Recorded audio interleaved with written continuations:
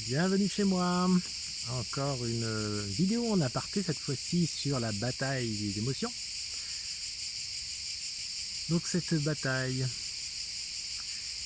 alors ici dans cet endroit de paix, c'est vraiment juste tout ce qu'il peut y avoir comme inverse de bataille. Et pourtant, si on a été suffisamment capable de voir chaque détail avec une capacité microscopique, ou en tout cas pour des petits éléments, on pourrait voir qu'il y a plein d'insectes, plein d'animaux qui sont en train de se batailler dans cet environnement calme, dans cet environnement de paix, où je viens des fois me ressourcer.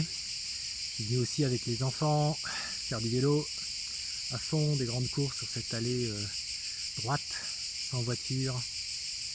Vraiment un bel endroit pour et les beaux souvenirs. Donc la bataille sous-jacente de tous ces insectes dans cet environnement, c'est comme notre bataille de nos émotions. On n'est pas au courant, mais ça se produit. Il y a quelque chose qui se produit. Il y a des prises de contrôle, des pertes de contrôle. On prend ceci, on prend cela. Et comme je disais aussi dans mes commentaires, nous avons une certaine programmation due à des années et des millénaires d'évolution en tant qu'être humain. Des programmations qui sont là pour nous faire réagir face à des dangers, pour pouvoir prendre très rapidement des décisions, de se mettre à l'abri et de fuir. Et donc, il était de bon ton pour un parent préhistorique de vraiment d'ancrer une certaine émotion de peur pour ses rejetons face à tel ou tel animal, en disant attention, très dangereux cet animal, afin que si devenu adulte, l'enfant sache rapidement identifier la menace et prenne une décision de fuir s'il n'est pas dans la capacité de combattre l'animal. Après, il pouvait apprendre à le combattre.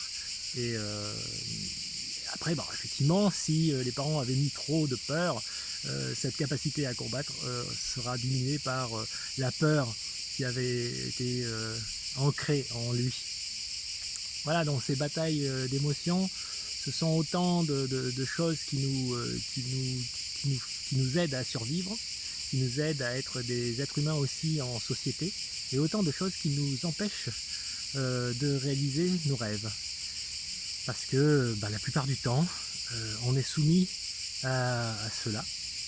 Et là, ce que je vous invite à découvrir au fil de ces vidéos, c'est comment nous allons travailler ça, comment nous allons nous en détacher, comment nous allons dénouer tout ça, et comment on va grandir.